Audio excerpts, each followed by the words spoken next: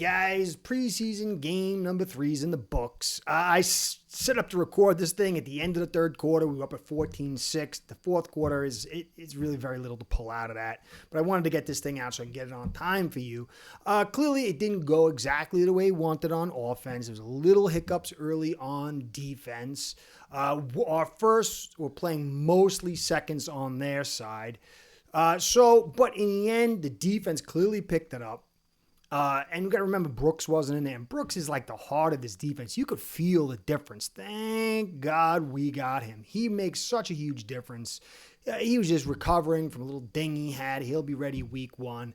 But this defense is one sort of defense, and then when you put him on, it's another sort of defense. But on offense, it's not nice to see the ugliness of those first 2 drives, but they did find their way with the third drive. No Hill, no H-in, but still there's no excuse for the ugliness of that. Thankfully, though, Malik Washington is proving and will continue to prove, in my belief, to be an unbelievable addition to this team.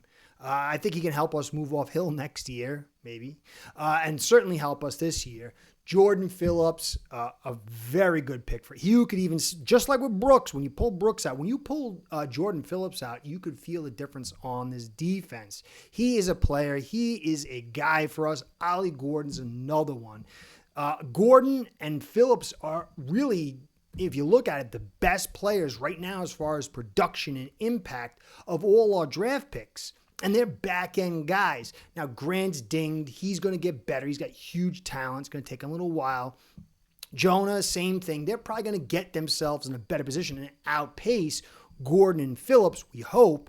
But if they do, you're talking about 4 players here who can help this team out if this all works out right. Overall, there's a lot of good stuff. There is definitely some concerns. I'll get into all of it. But first, guys, the likes, subscribes, comments, and views, all that stuff keeps Curtis in the biz. That's how it's done. Algo gods, they smile, my sponsors smile, and I stay in the gig. So please help me out with that if you can, and you have, and I'm real grateful. So I want to give you a shout out, and a shout out to my sponsors, because without the 2 of you, this show ain't going down. Ace Per Head's betting software is the premier white label platform for bookies to manage their players and grow their sportsbook operation. Click the link in the description below to get set up in minutes. Ask for the Curtis promo and get a special introductory discount. All right, this whole thing's got to start off on the Sanders injury. Very Dolphin, very curious. He came out. I think he made the kick, and then he was being walked in with trainers to the back room. Into the stadium. It could be just a little thing that they don't want to mess around with, but we've got to pray that this is not something even short-term serious where he misses a couple of games. He's a big piece for us, and with what we're trying to do, his kicking is going to play a major role for us, and you don't want to play go fish at this stage for a kicker. Let's hope it's something small, but really that's the biggest story. Now, there was no Hill, the oblique. I'm sure he'll be ready by week 1. You could feel the loss of him on this offense, but there was no excuse for the way it looked. Brooks, as I said, was out. Now, I'm going to get into the good stuff. Malik Washington, and you can see, look at his toughness here. Catches it inside, short in the pit, breaks a tackle, fights, gets off another tackle here, and picks up a 2, 3, 4 yards extra. This guy is a real player for us. Then obviously it's this huge play. Tua makes a great throw on a rollout, not an easy throw, but then this is stupendous. Yeah, these are lower class players. He's got a linebacker on him, but that's not easy. This guy is a clear stud for us.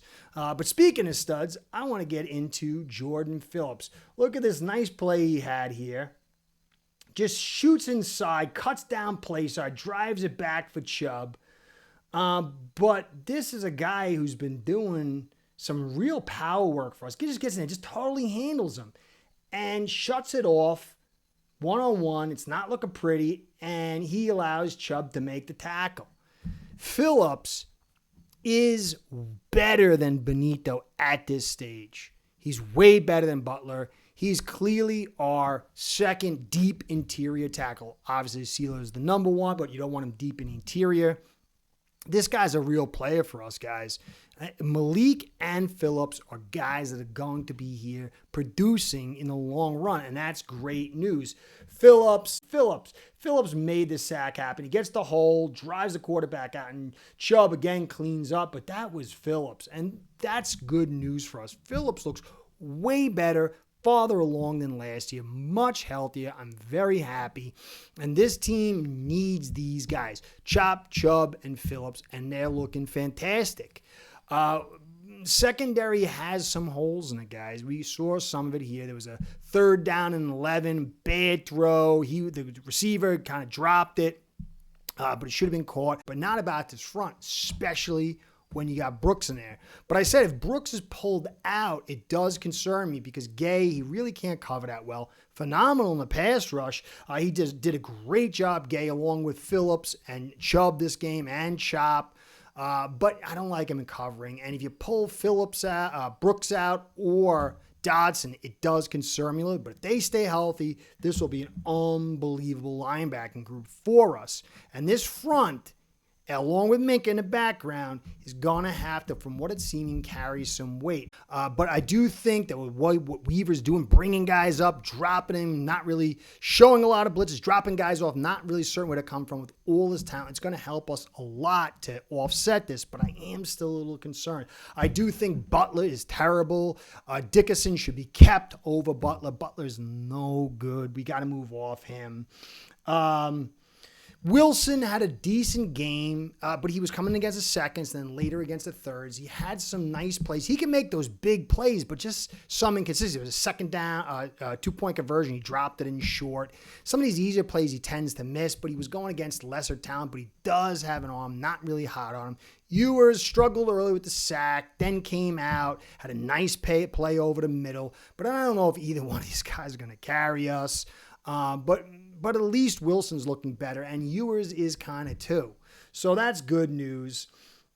I want to look a little bit at the protection here. There was a bunch of sacks on Tua, and this was the first mistake of all game. He bit on the inside, and that was one of his weaknesses, and then he got slowed to the outside, and he allowed the pressure. People getting on Borum, and Borum definitely deserved it, but you got to expect it from Borum. But here, Paul made his first mistake of the offseason. It wasn't ugly. It was a very ugly going early on for us. The protection wasn't there. McDaniel should have ran more. He just looks, I guess he was just figuring he'd come out and just throw a touchdown quick, really feel good about it and move off. He was wrong. It took him to the 3rd drive to really start running the football, which that bothers me a little bit. I'm still concerned about his ability to get a sense of the game. I think Taj Washington looked pretty good. I'll take a look at this one too. But really, the guy I want to talk about a ton is look at Ollie Gordon. I'm not saying he's the greatest back since sliced bread, but he runs with authority, and he's got the power, breaks that tackle, and picks up the first. Real nice hard run. Got a little nervous. Got nipped there and a little ding, but he came right back in. Some decent blocking. You give this guy some yards before contact, like right here. And he just breaks 1, 2, and picks up and falls forward for 3. Then again, another one here. Pretty decent blocking. Inside run. Just ripping through that. I think he just picked up just about the first down of a first down. And then there's a short yardage. Well, we need big time. I'm starting to become a bigger fan of Ollie than I was. I like that outside and just hits it inside and puts his head down. Gets grabbed, but picks up the first down. Ollie Gordon, and it was a nice block on Jonah. Jonah, in one of these plays, I didn't see. Jonah had a one-on-one matchup. I can't remember if it was outside or inside, so it really gave me confidence. We need to run the football more. McDaniel needs to know that. Ollie Gordon is clearly our number 2 back. I don't know if I want him, having the full game load just yet. He had one beautiful pass block.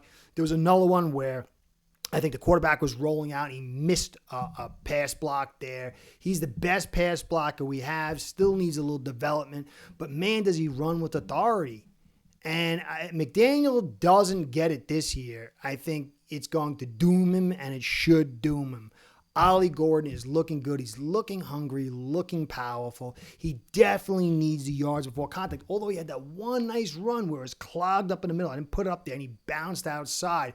It was a little, rumbling, stumbling type run, but he did it, and that's a big deal for a guy that size. I'm a big fan of Ollie Gordon right now, and I think that we've got to ride him a lot more.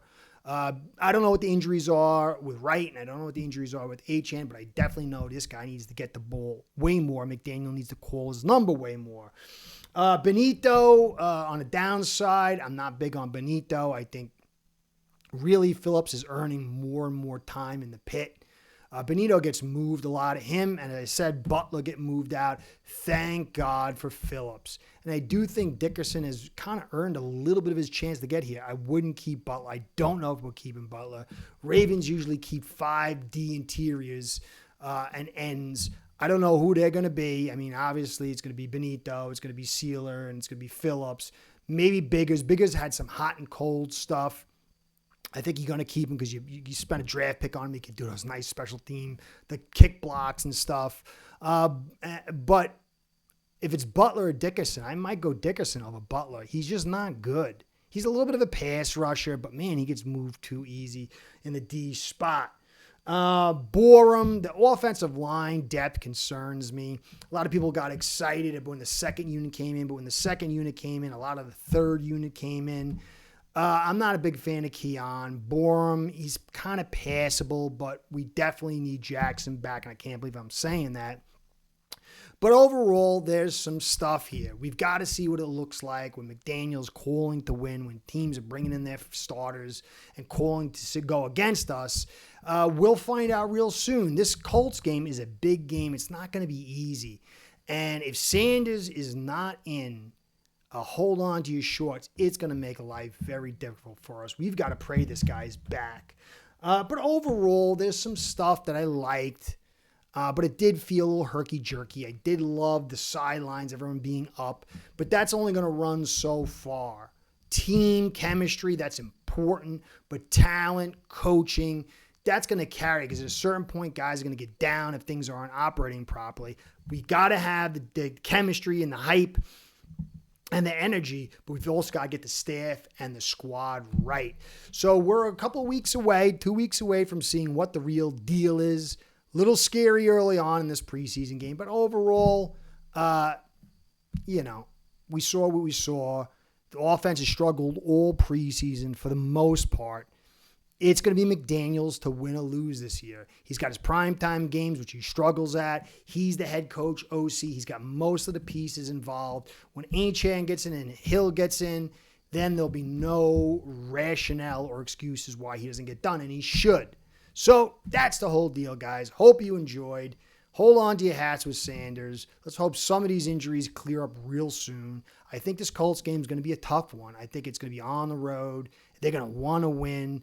Irsay died, and they're going to try to play for that. We're going to have a good game to beat these guys, and it's going to take all hands on deck. So let's see. Curtis saying, be well, go Fins. Curtis out. Start building your own online sports book today by getting signed up with aceperhead.com service that'll allow you to book action on sports from all around the world.